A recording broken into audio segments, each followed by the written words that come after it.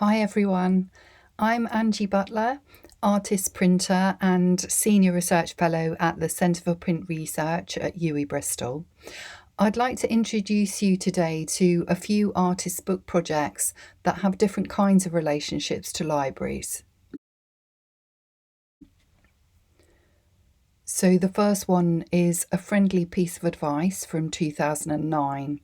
This was a spin-off project from the Bookmarks project that Sarah mentions in her talk. And it began when I heard from my mother that unfortunately the only shop in her village, which is Simpson Cross, where she lives in Pembrokeshire, Wales, had just closed. As well as providing goods for sale and a post office, the shop was a meeting place for neighbours to chat and exchange pleasantries and advice. As there are lots of small villages throughout southwest Wales, the local council provides mobile libraries to visit these places rather than people having to travel to their nearest town to use the local library. So I initiated this project as a way of connecting rural communities with artist books and with each other through their local travelling library. The friendly pieces of advice were provided by members of the Good Neighbours Club, the Luncheon Club, residents, visitors, and friends of Simpson Cross Village.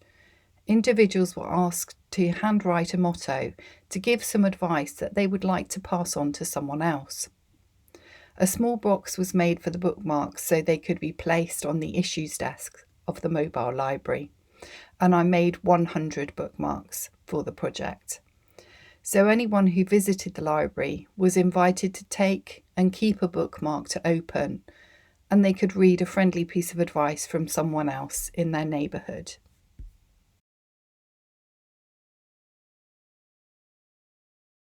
Making Books in Bristol, 2017. This project was organised by the Centre for Material Texts, which is a group of academics in the Faculty of Arts at the University of Bristol who research books and book culture from a variety of different historical and linguistic perspectives. Through this project, the Research Centre worked together with book professionals who were directly engaged in the making of books in order to explore the different ways in which we understand the physical form of the book to mediate the meaning of the book's contents. I was commissioned as a Bristol-based book artist to create a new piece of work which explored what it means to make a book in Bristol.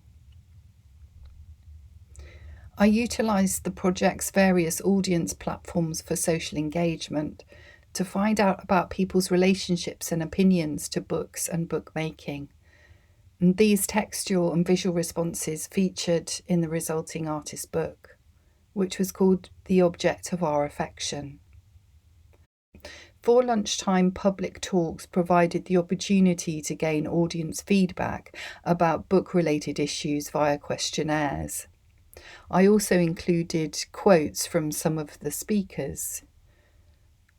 The project blog and social media feeds provided a way to crowdsource responses more directly. And I invited an audience member to come and print a component of the book with me to share in the experience of bookmaking in Bristol. The edition of 12 artist books produced from this project are held in libraries across the UK, and there are copies at GG Studio in Sweden and in Inimimorph's collection in Norway. The Centre for Material Texts at the University of Bristol have just set up their own print shop, Bristol Common Press, to extend their scope of print and bookmaking research activities. Issue and Return, 2019. Another Artists in Residence project, this time a collaborative one at UWE Libraries at Bowyer Ashton campus. For this project, I worked with artist Zelda Velika, who was then a current student studying for her master's degree in multidisciplinary printmaking. For our project, we wanted to be able to connect library users with the materiality of the library through the use of books. So over the course of 1 month, in working collaboration with our supportive library staff, We aim to collect all the ephemera that was returned within library books, and which is usually recycled by library staff. Zelda and I sorted and refigured the handwritten notes and diagrams and coloured pieces of paper to form new narratives that relay the nature and character of library users. The artist book volumes that we produced reveal the transfer of knowledge and inspiration found within the space. These things make a library. As a way to highlight the special collection within the library, we made 8 cushions for library users to lounge on, and each one displayed a page from the issue and return volumes held in the collection.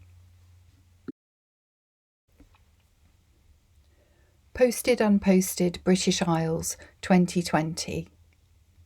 This project follows on from Imi's Posted Unposted project with Nordic artists that she mentions in her talk.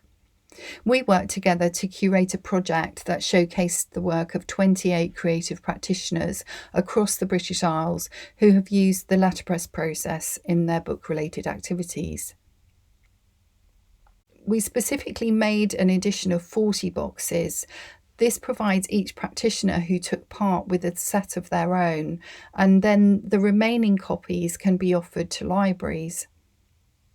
We wanted to proffer something different to a library collection, the opportunity to purchase an artist's bookwork that can be utilised on many levels, something that encapsulates a theme with many variations, something that acts as a collection within a collection, and a work that evidences the breadth and innovation of approaches to a specific practice, and something that also functions both as an exhibition and a bookwork. Due to the COVID pandemic, we launched Posted Unposted British Isles online at Impact International Print Conference in Hong Kong in April, and in person at Chart Book Fair in Copenhagen in August. The box has been shown at Centre for Print Research VIP and Industry Days in September, at the Printed Poetry Symposium at Arnolfini Bristol in October, and at a small book fair and workshop organised by Bergen Art Book Fair in Ålesund in Norway in October. We've just arranged for it to be installed at Norse Grafiker Gallery in the heart of Oslo, as they have a new book art space, so we can let you know more about this when it happens.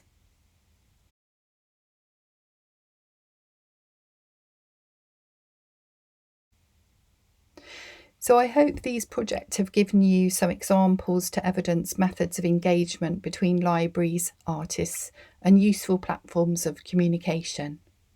Thank you.